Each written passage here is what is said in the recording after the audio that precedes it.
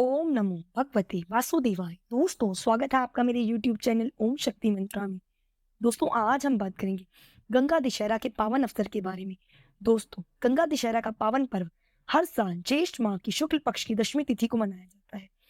इस साल यह त्योहार 30 मई को मनाया जा रहा है।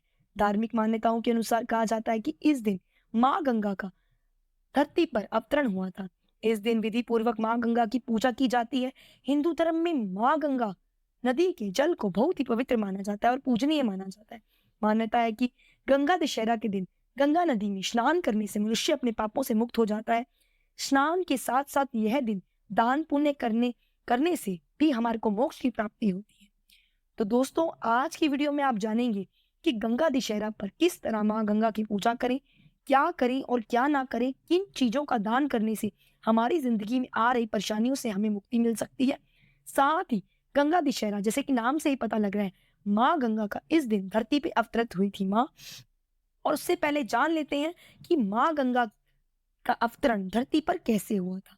तो बने रहे दोस्तों मेरे वीडियो में आखिर तक। उससे पहले मेरे वीडियो को लाइक कर दीजिए, शेयर कर दीजिए और चैनल को सब्सक्राइब कर लीजिए, ताकि आपको भी नई नई वीडियोस की नोटिफिकेशंस मिलती रहे। दोस्तों, ज्येष्ठ माह के शुक्ल पक्ष के 10वें दिन गंगा दशहरा आता है।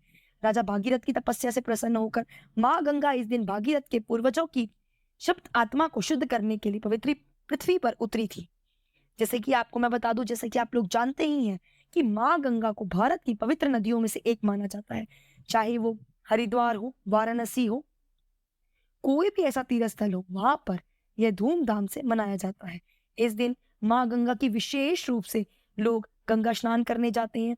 गंगा आरती होती है, विशेष रूप से माँ के मंत्रों का उच्चारण होता है।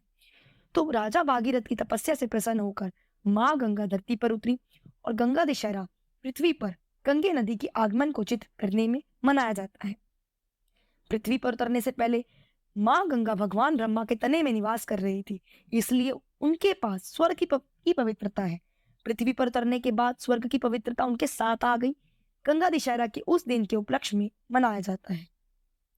दोस्तों, गंगा दशहरा अपने आप में ही, जैसे नाम से पता लग रहा है, मैंने आपको पीछे बताया कि बहुत ही सर्वोत्तम दिन है। इस दिन स्नान, दान, तप आदि करने का हजारों गुना महत्व बढ़ जाता है। इस दिन अगर आपने कोई वाहन खरीदना हो, कोई घर में प्रवेश करना हो या घर की कोई भी उद्घाटन करना हो किसी भी चीज का, तो इससे सर्वोत्तम दिन आपको नहीं मिल सकता।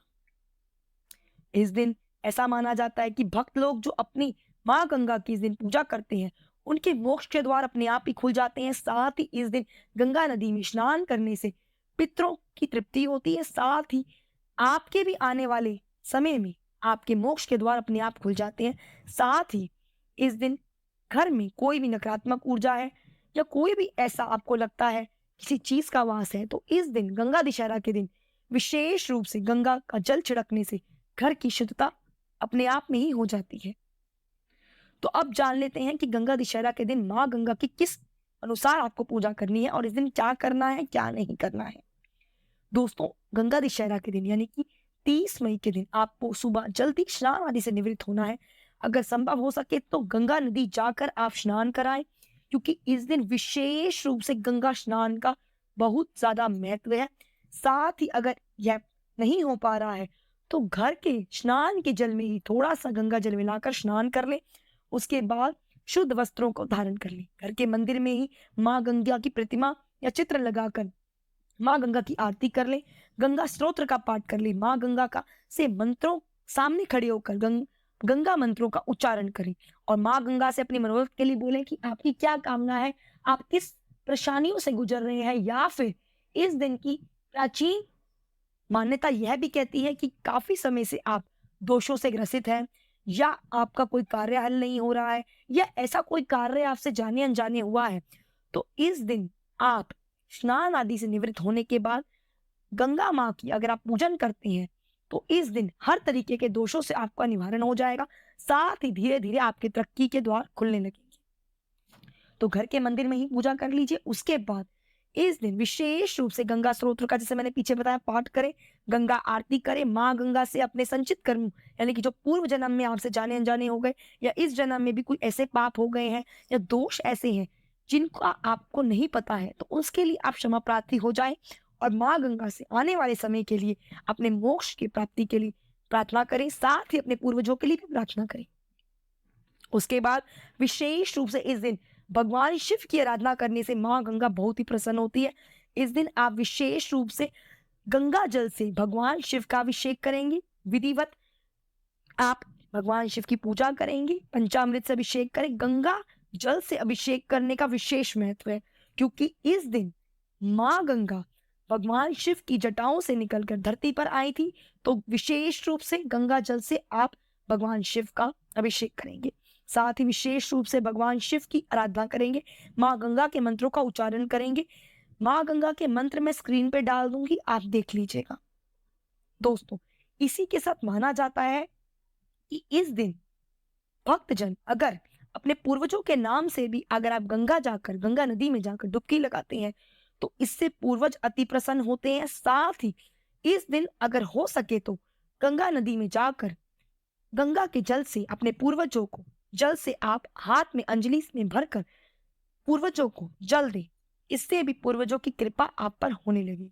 साथ ही इस दिन आप दान अवश्य करें, क्योंकि यह दिन दान के लिए सर्वश्रेष्ठ है।